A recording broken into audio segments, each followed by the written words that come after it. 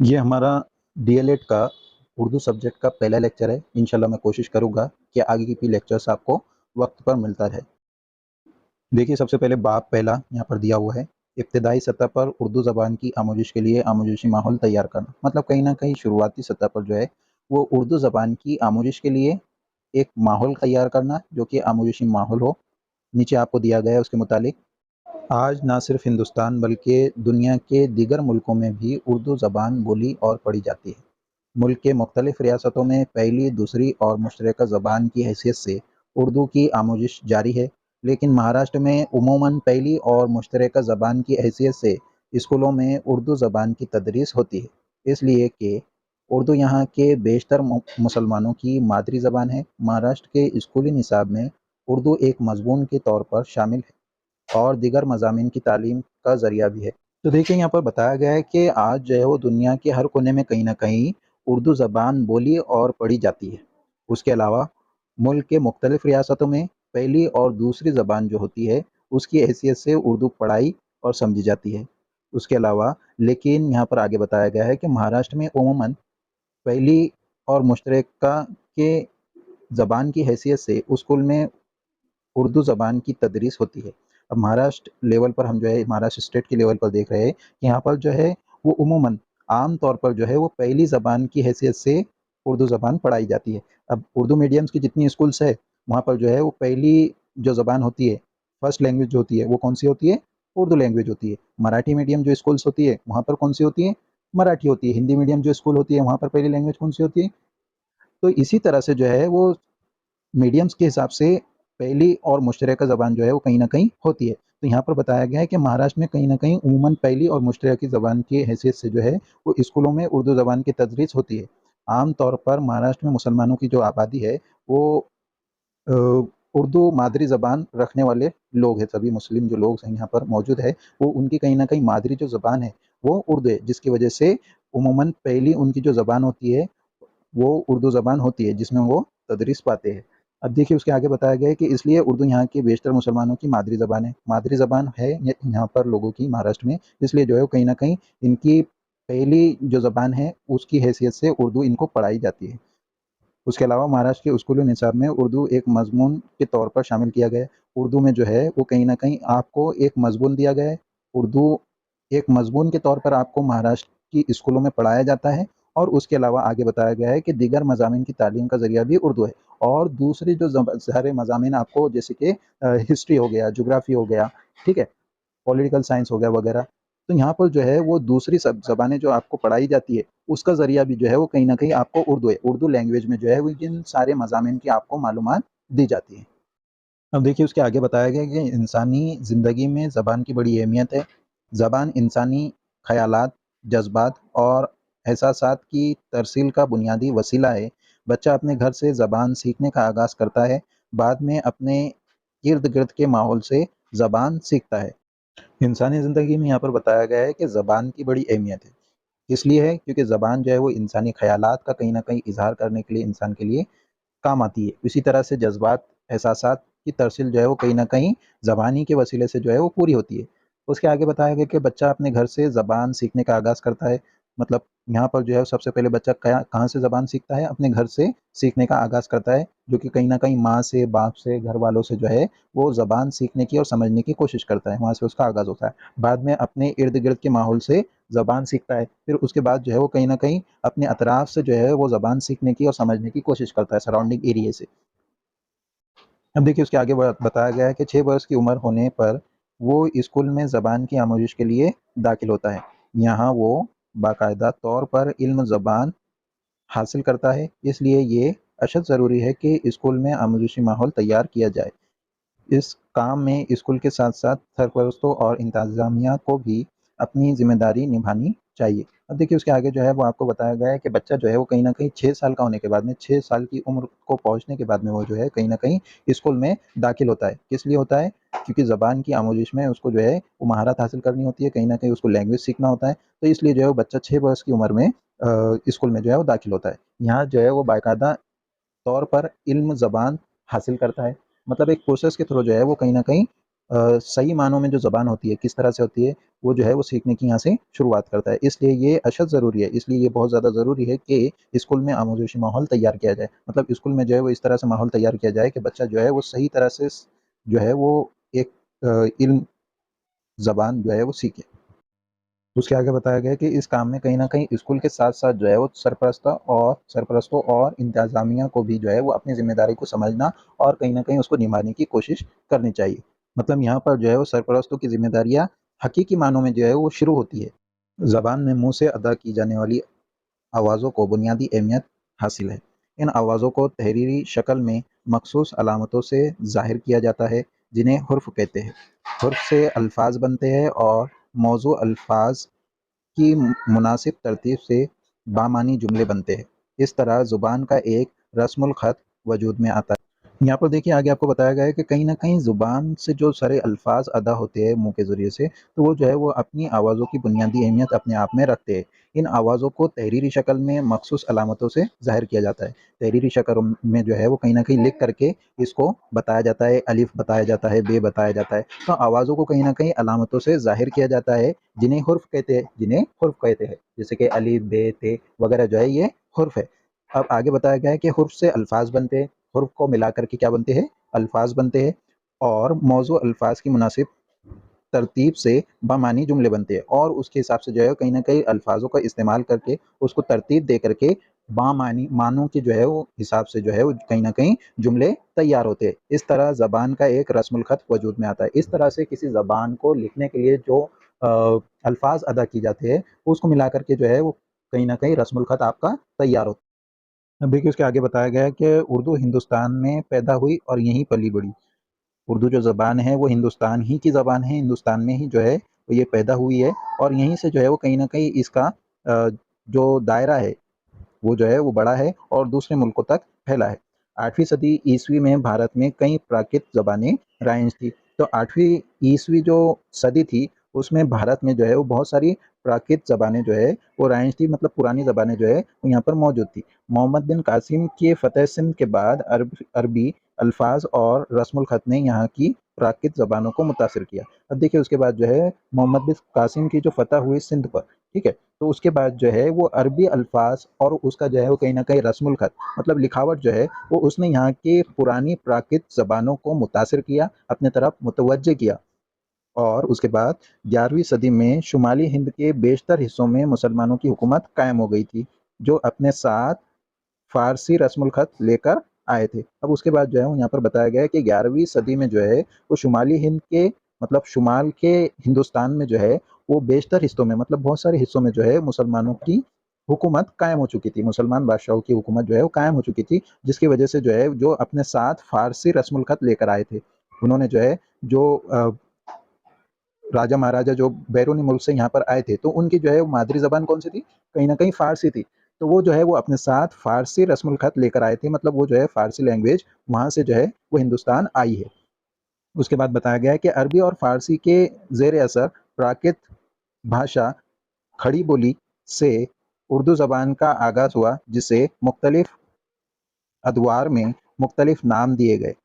कभी इसे हिंदी, रेख्ता, उर्दू माला और हिंदुस्तानी कहा गया। अब ये उर्दू के नाम से जानी-पहचानी जाती है। देखिए यहाँ पर जो है बताया गया है कि कहीं न कहीं अरबी और फ़ारसी अरबी और फ़ारसी इन दोनों के ज़रिए से जो है वो खड़ी बोली से उर्दू ज़बान का आगाज़ हुआ। मतलब इन दोनों को मिला कर के जैसे आपने सुने होंगे कि अरबी और फ़ारसी का जो है वो कहीं न कहीं ताल्लुक है उर्दू से। तो वो ताल्लुक जो है वो यहीं बताया गया है कि दोनों ज़बानों से मिल कर के कहीं न कहीं उर्दू ज़बान का जो है वो आगाज़ हुआ है, जिसे मुख्तलिफ़ अदवार में मुख्तलिफ़ नाम दिए गए। हर ज़माने के हिसाब से कहीं न कहीं इसको जो है वो नए-नए नाम दिए। कभी किसी ने इसको जो है वो हिंदी कहा, फिर बाद में इसको रेख्ता कहना शुरू कर दिया, फिर इसके बाद जो है उर्दू माला से भी जो है वो इसको जाना जाने लगा। फिर हिंदुस्तान की ये बोली थी, इसलिए जो है वो इसको हिंदुस्तानी कहा गया। अब जो है वो कहीं न कहीं इसे उर्दू नाम से जाना और पहचाना जाता है। अब उसके बाद बताया गया है कि उर्दू मुख्तलिफ़ इलाकों में इलाकाई बोलियों और ज़बानों से मुतासिर हुई। उर्दू जो है वो अलग-अलग इलाकों में जो है वो कहीं न कहीं इलाक़ाई ज़बान की वजह से, वर्नाकुलर लैंग्वेज की वजह से, वहाँ की लोकल लैंग्वेज की वजह से जो है वो कहीं न कहीं अपने आप में मुतासिर हुई। इसकी वजह से मुख्तलिफ इलाकों की उर्दू बोलियों में फ़र्क पाया जाता है, इसलिए जो है वो कहीं ना कहीं इनके दरमियान में आपको फ़र्क दिखाई देता है। हालांकि है उर्दू ही, लेकिन इलाके की वजह से जो है वो कहीं ना कहीं ज़बान में फ़र्क दिखाई देता है। ख़ास तौर पर मराठवाड़ा, खानदेश, विदर्भ और कोंकण के इलाकों में उर्दू की मुख्तलिफ बोलियाँ राइज है। अब देखिए आगे जो है वो आपको बताया गया है कि कहीं न कहीं हर इलाके के हिसाब से जो है वो उर्दू में फ़र्क आपको दिखाई देता है। जैसे एक है मराठवाड़ा, दूसरा है खानदेश, तीसरा है, तो यहाँ पर जो है वो कहीं न कहीं इलाके की वजह से बोलियों में फ़र्क दिखाई देता है। इसी तरह से मराठवाड़े की एग्ज़ाम्पल देखते हैं हम। मराठवाड़े में जो है वो हाथ को वो लोग बोलते हैं हाता, पैर को बोलते हैं पैरा, ठीक है? तो यहाँ पर जो है वो कहीं न कहीं इलाके की वजह से उर्दू ही ज़बान है, लेकिन इलाके की वजह से इलाके का फ़र्क जो है यहाँ पर बोलियों में दिखाई देता है। उसी के अलावा वो कंदिल को कहते हैं खंदिल, ठीक है? और यहाँ जो है वो नीचे आपको तफ़सील से बताया गया है कि इसलिए स्कूल में दाखिले होने वाले तलबा को उर्दू की मियारी ज़बान की आमोज़िश करना तालीमी अमल के सामने एक बड़ा चैलेंज है। इसलिए जो है वो कहीं न कहीं आप जो आपके मकामी ज़बान बोल रहे हैं, ठीक है? तो वहाँ जो है वो कहीं न कहीं फ़र्क आपको दिखाई देता है। इसलिए जो है वो बच्चे को बहुत ज़्यादा ज़रूरी है कि वो स्कूल के ज़रिए से अपनी तालीम सही तरह से मुकम्मल करे, सही अल्फ़ाज़ की अदायगी वगैरह जो है वो सीखे और सही तरह से जो है वो उसकी तदरीस हो सके। अब देखिए उसके बाद ज़ेली बाब दिया हुआ है आपको अलिफ, उर्दू ज़बान की आमोज़िश व तदरीस के अमल से मुतालिक मसाइल। अब मसाइल आपको नीचे बताया गया है कि बच्चा सुनकर और नक़ल करके ज़बान सीखने का अमल शुरू करता है। बच्चा किस तरह से ज़बान सीखने का अमल शुरू करता है? कहीं न कहीं सुनकर और नक़ल कर कर, दूसरे को देख कर के जो है वो शुरू करता है अपना अमल ज़बान को सीखने का। उसके बाद सुनने और बोलने का ये अमल ख़ानदान यानी घर में शुरू होता है और कहीं न कहीं सुनने और बोलने का अमल जो है वो ख़ानदान के ज़रिए से बच्चा जो है सीखता है घर ही से। इस वक़्त बच्चा अपनी ज़बान के कवायद से नावाकिफ़ होता है और जिस वक़्त वो जो है बच्चा अपने घर से सीखता है किसी ज़बान को सुनकर, समझकर, बोलकर, तो वो जो है वो उसके कवायद से कहीं न कहीं नावाकिफ़ होता है कि किस तरह से जो है वो उसको ग्रामर के हिसाब से अल्फ़ाज़ की अदायगी होगी वग़ैरह। फिर भी वो अपनी बात कहता है और दूसरों की बातों को समझता है। फिर भी जो है वो कहीं न कहीं कवायद का उसको पता नहीं होता इतना, लेकिन वो अपनी बात कहता है और दूसरों की बात को जो है वो कहीं न कहीं बहुत हद तक समझता है। आहिस्ता-आहिस्ता इसकी ज़बानदानी की सलाहियत में इज़ाफ़ा होता है। धीरे-धीरे जो है वो कहीं न कहीं इसकी सलाहियतें जो है वो बढ़ती जाती है बोलने की और समझने की। इसके घर की ज़बान होती है जिसे मादरी ज़बान कहते हैं। ज़ाहिर ही बच्चा जो सीखता है वो कहाँ से सीखता है? अपनी माँ से सीखता है, घर से सीखता है। तो माँ से जो ज़बान सीखी जाती है, समझी जाती है उसे कहते हैं मादरी ज़बान, ठीक है? स्कूल में आने के बाद बच्चे को शऊरी तौर पर ज़बान सिखाई जाती है। लेकिन स्कूल में आने के बाद जो है वो कहीं न कहीं बच्चे को शऊरी तौर पर हर लेवल के हिसाब से कहीं न कहीं जो ग्रामर से वो कासिर रह जाता है सीखने को, समझने को, तो उस हिसाब से भी जो है वो शऊरी तौर पर उसको ज़बान सिखाई जाती है कवायद के हिसाब से। फिर उसके बाद आता है अलिफ, उर्दू ज़बान की आमोज़िश व तदरीस का अमल। किस तरह से उर्दू ज़बान की जो आमोज़िश और तदरीस होती है उसका अमल किस तरह से होता है। अब देखिए नीचे बताया गया है कि बच्चा किस तरह सीखता है, यानी इसका आमोज़िशी अमल किस तरह अंजाम पाता है। इस सिलसिले में कई माहिरीन नफ्सियात ने तहकीक की मुताला किया है। अब देखिए बच्चे जो है वो किस तरह से सीखते हैं, समझते हैं, तो इस सिलसिले में बहुत सारे नफ्सियाती तहकीकें की गई है माहिरीन के ज़रिए से और इसमें जो है वो बताया गया है कि इनकी तहकीकात की रूह से तलबा किसी भी ज़बान की आमोज़िश नकली सही व ख़ता के तरीके वजदानी अमल के ज़रिए करते हैं। उस्ताद इन्हीं की रोशनी में तदरीसी अमल का तयन करता है। अब देखिए जो है वो आगे कहीं न कहीं आपको बताया गया है कि जो सारी तहकीकात हुई है, उसके ज़रिए से ये जो है वो साबित हुई बात कि कहीं न कहीं बच्चा जो है वो सुनकर, समझकर और आस-पास के माहौल से जो है वो सीखता है। इसलिए जो है वो उसको कहीं न कहीं आमूज़ी तरीके में भी जो है वो अप्लाई तो इसी का इस्तेमाल करके जो है वो कहीं न कहीं उस्ताद जो है इसी की रोशनी में अपना तदरीसी अमल का जो है वो तयन करता है कि किस तरह से जो है वो बच्चे को ट्रीट करना है और उसको पढ़ाना है। अब देखिए उसके बाद बताया गया है कि आमोज़िशी अमल, पहला दिया हुआ है उसमें, आमोज़िश से मुराद बर्ताव में होने वाली तब्दीली। आमोज़िश से मुराद है कि बर्ताव में होने वाली तब्दीली, मतलब पहले क्या था और किस तरह से आमोज़िश के बाद में जो है वो उसमें तब्दीली वाक़या हुई है। उसके बाद दूसरा बताया गया है कि वो अमल जिसके ज़रिए हम मख़सूस मकासद के उसूल के लिए, मतलब कहीं न कहीं वो अमल जिसके ज़रिए जो है वो हम किसी मकसद को हासिल करने के लिए कहीं न कहीं अपने तजुर्बात को अमली कामों की मदद से अपने बर्ताव में तब्दीली लाते हैं, पैदा करके महारत, आदत و اطوار اور علم حاصل کرتے ہیں، اسے آموزشی عمل کہتے ہیں۔ اس عمل کو درج ذیل شکل سے بخوبی سمجھا جا سکتا ہے۔ اب دیکھیے جو ہے یہ آپ کو نیچے ایک شکل دی گئی ہے جس کے ذریعے سے جو ہے وہ آپ اور زیادہ مزید اس کو سمجھ۔ اب دیکھیے نیچے جو چارٹ دیا ہوا ہے آپ کو، سب سے پہلے اس میں دیا ہوا ہے مقصد مقاصد، ٹھیک ہے۔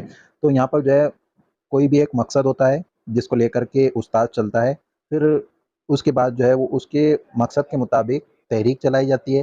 تحریک کے بعد میں عملی کام جو ہے اس کے اور تجربات جو ہے وہ اس سے حاصل ہوتے ہیں، کس طرح سے کام کرنا ہے اور تجربہ اس سے حاصل ہوگا۔ پھر اس کے بعد میں اس کو عادات و اطوار میں جو ہے وہ دیکھتے ہیں کس طرح سے جو ہے وہ ساری چیزیں ہیں۔ پھر اس کے بعد میں کہیں نہ کہیں برتاؤ میں تبدیلی واقع ہوتی ہے اس ساری تحریک اور کہیں نہ کہیں عملی کام ہونے کے بعد میں، اور اس کے بعد جو ہے وہ آپ کو اس کا فیڈ بیک ملتا ہے کہ کس طرح سے جو ہے وہ مقصد ہم نے لیا تھا، کس لیے لیا تھا، اور اس کے بعد جو ہے مقصد ہم نے جو لیا تھا تو اس کو پورا کرنے کے بعد میں جو ہے وہ کہیں نہ کہیں کس طرح سے اس میں تبدیلی واقع ہوا ہے، اس کے متعلق جو ہے وہ یہاں پر فیڈ بیک بھی جو ہے وہ ہم کو دیکھیے نیچے دیا ہوا ہے کہ عام طور پر طلبہ مذکورہ بالا طریقے سے آموزش کرتے ہیں۔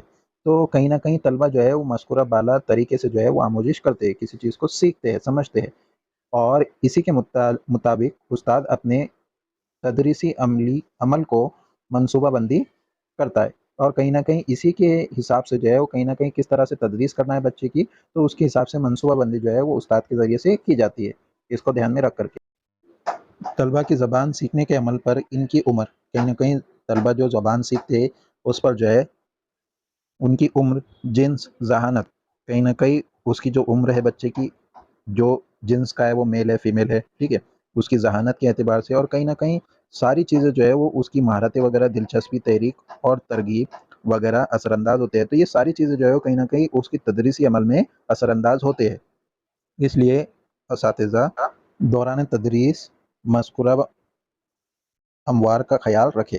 تو کہیں نہ کہیں استاد کو جو ہے وہ ان تمام جو ہے وہ اموار کا خیال رکھنا چاہیے پڑھاتے وقت۔ اب دیکھیے اس کے بعد جو ہے بے آپ کا شروع ہوتا ہے، اردو زبان کی آموزش و تدریس کے عمل کی نوعیت، کس طرح سے جو ہے وہ آموزش و تدریس کی نوعیت ہے، کس طرح سے وہ دکھائی دیتی ہے۔ اس میں پہلا دیا ہوا ہے آپ کو زبان کی تعلیم کے حصے، کس طرح سے زبان کی تعلیم کے جو ہے وہ حصے ہیں۔ اس میں دیا ہے لسانی تعلیم کے 2 حصے ہیں، لسانی تعلیم کے 2 حصے ہیں۔ لسانی مطلب بولی، ٹھیک ہے، جو بولی جاتی ہے زبان، اس کو کہتے ہیں لسانی تعلیم۔ اس کے 2 حصے، ایک حصہ ہے زبان کو سمجھنا، ایک حصہ ہے زبان کو، جو بھی زبان بولی جا رہی ہے اس کو سمجھنا۔ پھر دوسرا اس کے بعد آتا ہے الفاظ کا مفہوم اخذ کرنا یا تفہیم، کہیں نہ کہیں الفاظ کو سمجھنا، اس کا مفہوم لینا، اس کو اخذ کرنا، اور کہیں نہ کہیں اس کی تفہیم سے جو ہے وہ معلومات حاصل کرنا۔ اس کے بعد اسے تفہیمی حصہ کہتے ہیں، اسے جو ہے وہ کہیں نہ کہیں تفہیمی حصہ کہتے ہیں سیکنڈ والے کو۔ دوسرا حصہ انکشافی ہے، جس میں خود زبان بولنا، لکھنا اور بات چیت نیز تحریر کے ذریعے اپنے مافی الضمیر کا اظہار کرنا شامل۔ اسی حصے کی بدولت طلبہ میں اردو زبان سیکھنے کی عادت پیدا ہوتی ہے۔ اس منزل پر استاد کی تدریس کا عمل بہت اہمیت رکھتا ہے۔ تو کہیں نہ کہیں دوسرا جو طریقہ ہے، دوسرا جو حصہ ہے وہ انکشافی ہے، جس پر سے صرف جو ہے وہ آپ کو پردہ ہٹانا ہے۔ بچہ جو ہے پہلے سے ہی بولنا، زبان کو لکھنا جو ہے وہ کہیں نہ کہیں تھوڑا بہت جانتا ہے، تو آپ کو جو ہے وہ صرف اس کا جو ہے وہ استعمال کرتے ہوئے اسی کی بدولت کہیں نہ کہیں طلبہ کو اردو زبان سیکھنے کی عادت پیدا ہوتی ہے۔ تو اس منزل پر جو ہے وہ استاد کو کیا کرنا ہے، تدریس کا عمل بہت زیادہ اہمیت رکھتا ہے، اس لیے جو ہے وہ اس کو اس پر غور و خوض کرنے کی ضرورت ہے۔ اب دیکھیے اس کے بعد جو ہے دوسرا پوائنٹ آپ کا آتا ہے زبان کی آموزش کے موقع اور ماحول فراہم کرنا، کہیں نہ کہیں اس کے حساب سے جو ہے وہ موقع اور ماحول بنانا ہے۔ تو نیچے آپ کو دیا گیا ہے کہ زبان کی آموزش کے لیے ضروری ہے کہ اساتذہ نے سرپرست طلبہ کو موقع فراہم کرے اور آموزشی عمل کے لیے ماحول سازی کرے۔ مطلب کہیں نہ کہیں بچے کے لیے جو ہے وہ طرح طرح سے آپ موقع دے، اس کو پروگرامز وغیرہ لے، جس میں جو ہے وہ کہیں نہ کہیں وہ سیکھے، سمجھے اور کہیں نہ کہیں سیکھنے کی کوشش کرے۔ چھوٹے بچے سن کر خود بھی وہی آوازیں ادا کرنے لگتے ہیں جو زبان میں بنیادی اہمیت رکھتی ہے۔ تو بچے جو ہے وہ کہیں نہ کہیں سن کر جو ہے وہ آوازیں نکالنے کی کوشش کرتے ہیں، اس کو دہرانے کی کوشش کرتے ہیں، جو کہیں نہ کہیں اپنے آپ میں بنیادی اہمیت رکھتی ہے۔ وہ دھیرے دھیرے دوسروں کے تلفظ کو سمجھنے لگتے ہیں، ان کا ذخیرہ الفاظ بتدریج بڑھ جاتا ہے، تو کہیں نہ کہیں آپ کو یہ بتایا گیا ہے کہ بچہ جو ہے وہ جس طرح سے سن کر تلفظ کو سمجھنے کی کوشش کرتا ہے، اسی طرح سے جو ہے وہ اس کے حساب سے اس کا جو ذخیرہ الفاظ ہوتا ہے، اس کے پاس جو الفاظ پہلے سے موجود ہے، اس میں جو ہے وہ کہیں نہ کہیں اور زیادہ الفاظ جو ہے وہ جمع ہوتے ہیں، ایک طرح سے اس کے پاس الفاظوں کا ذخیرہ جمع ہو جاتا ہے، جس کی وجہ سے جو ہے وہ اس طرح بچہ جو ہے وہ آہستہ آہستہ الفاظ اور جملوں کو بولنے لگتا ہے۔ مطلب بچے کے پاس جو ذخیرہ الفاظ جمع ہوتے ہیں اسی کو جو ہے وہ استعمال کرتا ہے اور آہستہ آہستہ اپنے الفاظوں کو جو ہے وہ جملے میں بولنے لگتا ہے۔ انشاءاللہ جو ہے وہ ہم اگلے لیکچر میں آگے کنٹینیو